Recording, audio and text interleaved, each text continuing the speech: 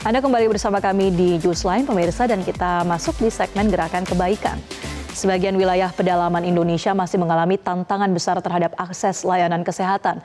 Banyak masyarakat yang tinggal di wilayah terpencil sulit untuk mendapatkan akses ke fasilitas kesehatan yang memadai. Di tengah kondisi ini, pemirsa, Flying Doctors atau dokter terbang menjadi suatu inisiatif yang dibentuk untuk memberikan pelayanan kesehatan yang cepat dan tepat bagi masyarakat di daerah terpencil yang susah menjangkau layanan kesehatan. Dr. Share berdedikasi untuk memberikan akses kesehatan yang efisien dan lengkap kepada masyarakat yang tinggal di daerah terpencil dan terisolasi di Indonesia melalui program Flying Doctor. Tim dokter terbang terlibat langsung dalam memberikan bantuan medis darurat, melakukan kampanye kesehatan, dan menyediakan pelayanan kesehatan bagi 500 pasien untuk satu lokasi yang sulit dijangkau oleh sistem kesehatan konvensional. Untuk memberikan layanan kemanusiaan tersebut juga diperlukan dukungan seperti ketersediaan peralatan medis, pendidikan dan pelatihan, serta berbagai kebutuhan operasional lapangan. Dan pemirsa, Anda dapat berkontribusi dalam gerakan kebaikan program dokter terbang melalui informasi yang tertera berikut ini. Untuk menjawab kebutuhan masyarakat khususnya di bidang kesehatan.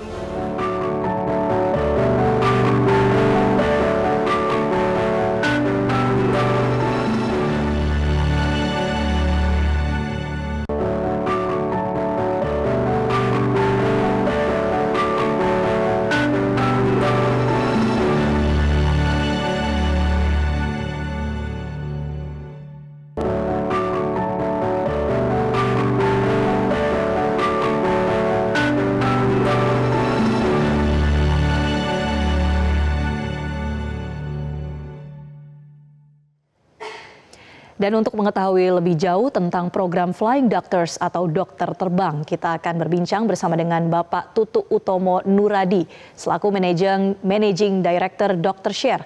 Selamat siang, Pak Tutuk. Selamat siang, Mbak Marcel. Baik, terima kasih Pak Tutuk sudah bergabung bersama kami. Pak Tutuk, awal mula program Flying Doctors atau dokter terbang ini digagas, bagaimana Pak Tutuk? Iya, terima kasih Mbak Marcel. Jadi memang Yayasan Dokter Peduli itu memiliki salah satu program yang cukup banyak dikenal, itu Rumah Sakit Kapal. Di mana Rumah Sakit Kapal itu melayani wilayah-wilayah pulau dan pesisir pantai yang jauh dari fasilitas kesehatan. Tetapi dalam konteks di Indonesia, sebenarnya tidak hanya wilayah pulau terpencil saja yang memang memiliki keterbatasan akses fasilitas kesehatan, tetapi juga ada wilayah-wilayah di pegunungan, pulau-pulau terluar, dan juga wilayah-wilayah yang memang tidak dapat diakses menggunakan rumah sakit kapal. Itulah sebabnya Yayasan Dokter Peduli atau Dr. Share kemudian menginisiasi program dokter terbang atau Flying Doctor, di mana ada relawan-relawan medis yang kemudian membantu pelayanan medis di wilayah-wilayah terpencil tersebut. Baik, saat ini udah ada berapa wilayah Pak Tutuk yang tercover oleh dokter terbang ini? Ya, dalam 1 tahun kami mengagendakan sekitar 4-6 wilayah. Biasanya memang di wilayah yang berkaitan dengan wilayah-wilayah pedalaman ya, seperti di Papua, ataupun Papua, Kalimantan gitu ya, wilayah Sulawesi, ataupun di wilayah-wilayah yang secara geografis kepulauan itu sulit dijangkau dengan rumah sakit kapal. Misalkan Miangas, kemudian Kepulauan Telo, atau Mentawai, dan lain sebagainya. Oke, nah Pak Tutuk, dari temuan teman-teman medis memang masih sesulit itu ya Pak untuk daerah-daerah tersebut menjangkau layanan kesehatan. Bisa ceritakan kondisi masyarakatnya juga Pak? Ya, jadi memang kita tidak bisa pungkiri bahwa di Indonesia itu kan sebagai wilayah dengan konteks geografis kepulauan itu memiliki kesulitan-kesulitan transportasi dan akses ya. Dan tidak semua wilayah di Indonesia itu terdapat fasilitas kesehatan, baik itu secara infrastruktur ataupun secara sumber daya manusia atau tenaga medisnya. Hal inilah yang menjadi salah satu concern utama yang menjadi salah satu fokus pelayanan dari Yayasan Dokter Peduli atau Dokter Share. Oleh sebab itu, memang kami melalui program dokter terbang ataupun Flying Doctor ini, kami bersama para relawan masuk ke wilayah-wilayah yang sulit akses tersebut.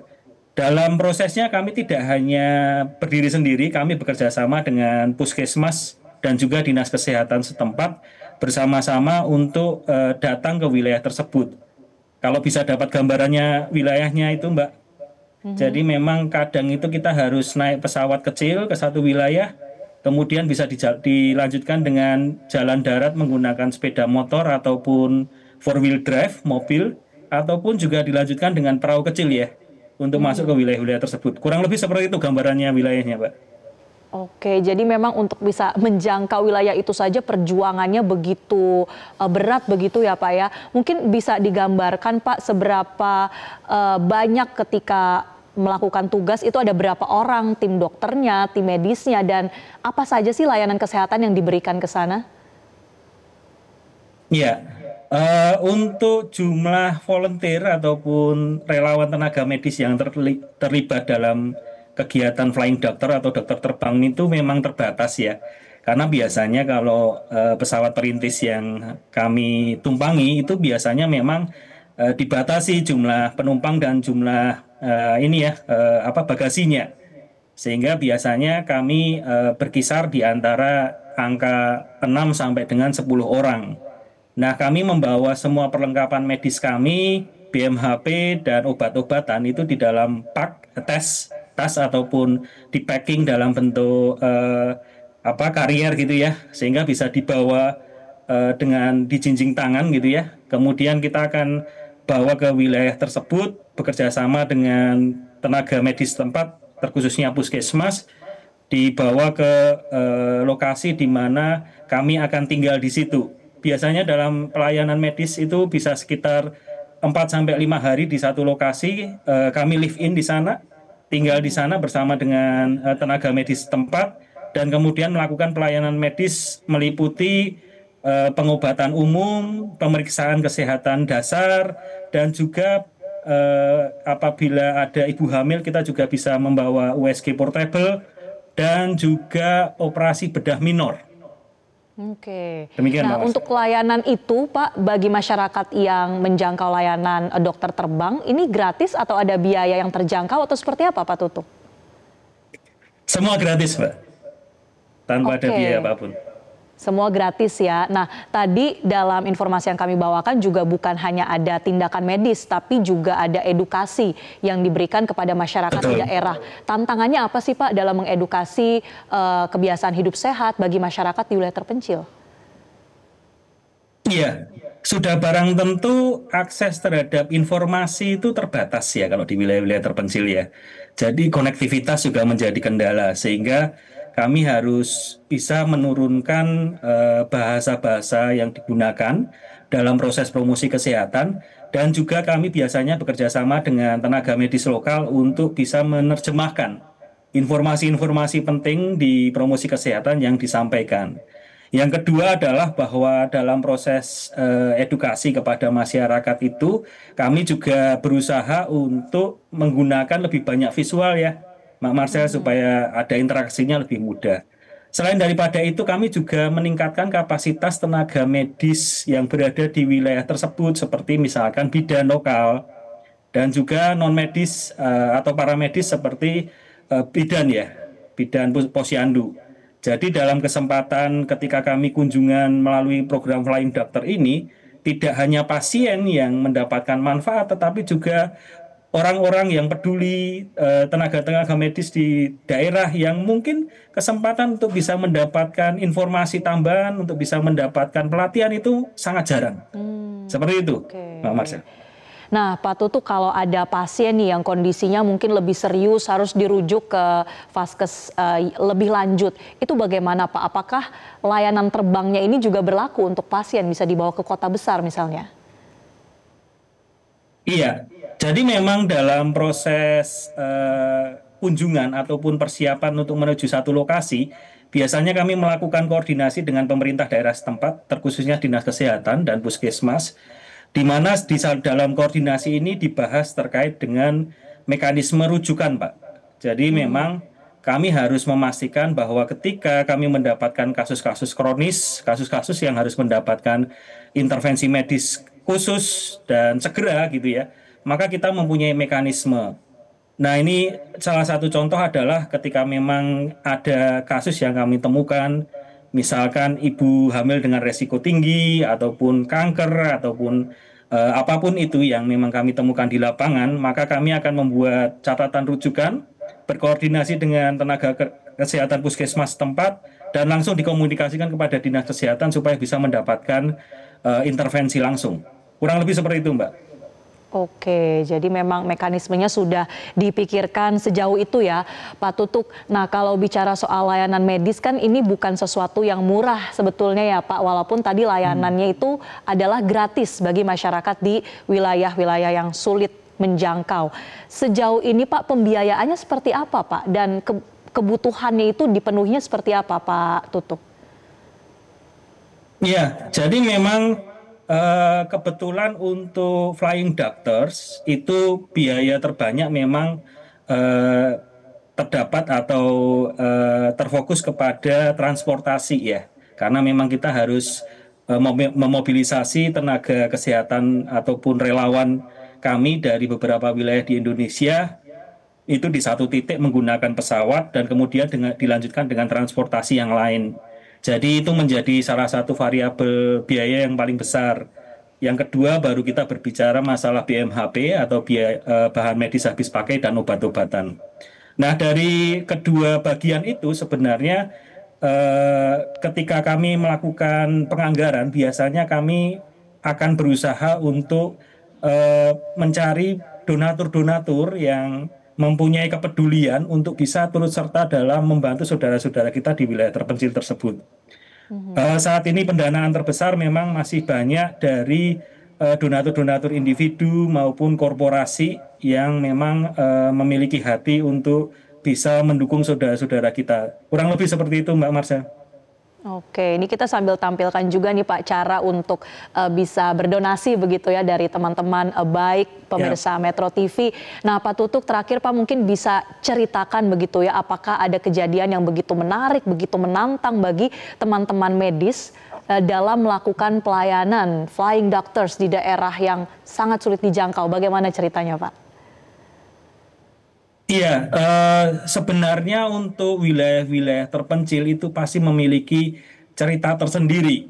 Baik itu bahwa untuk para relawan medis maupun ba- bagi para tenaga medis lokal yang mungkin belum mendapatkan kesempatan untuk bisa sampai ke wilayah tersebut. Salah satu contoh cerita menarik adalah di mana kita bisa mendapatkan kejadian-kejadian, misalkan operasi limfom ya gitu ya, yang berada di posisi-posisi yang mungkin sulit tetapi bisa kita operasi menggunakan bios lokal gitu ya, sehingga bisa segera diintervensi ataupun kita bisa mengintervensi eh, apa nih pengecekan USG bagi ibu hamil yang mungkin selama kehamilannya itu belum pernah merasakan ataupun belum pernah melihat alat USG dikarenakan jauhnya akses layanan kesehatan. Bahkan ketika ibu hamil mendapatkan informasi jenis kelamin anaknya itu laki atau perempuan, itu adalah sebuah kesukacitaan untuk ibu tersebut. Jadi ini adalah mungkin di kota-kota besar adalah hal-hal yang sederhana. Kita dapat benjolan-benjolan kecil gitu ya, mungkin kita bisa langsung lari ke vaskes tempat gitu ya untuk bedah minor. Tetapi di daerah itu merupakan sebuah privilege. Itu adalah sebuah keistimewaan yang mungkin tidak akan bisa mereka dapatkan selama mereka tinggal di wilayah tersebut. Mungkin seperti itu, Mbak Marsha. Baik, banyak keistimewaan yang kemudian bisa dirasakan akhirnya ya bagi masyarakat di daerah. Bapak mungkin satu lagi tadi saya lupa ingin tanyakan, bagaimana kalau kemudian ada yang tertarik untuk bergabung menjadi relawan yang ikut terbang kemana-mana memberikan pelayanan medis bagi masyarakat? Silakan Pak Tutuk. Iya, ini adalah sebuah kesempatan yang sangat baik. Kami berterima kasih kepada Metro TV atas kesempatan yang baik ini. Jadi memang bagi para relawan yang ingin tergabung dalam program kegiatan dokter terbang maupun program-program yang lain seperti Rumah Sakit Kapal, silakan menghubungi kami di media sosial di @doktershare ya, ataupun di www.doktershare.org. Nanti kami akan pandu lebih lanjut di fitur-fitur yang ada di sana. Baik, terima kasih banyak Pak Tutuk sudah membagikan ceritanya bersama dengan kami. Semoga apa yang menjadi kebutuhan dari rekan-rekan medis bisa terus lancar terpenuhi ya Pak, dan tentunya bagi masyarakat di wilayah terpencil. Terima kasih Pak Tutuk Utomo Nuradi, Managing Director DokterShare. Jelajahi cara baru mendapatkan informasi. Download Metro TV Extend sekarang.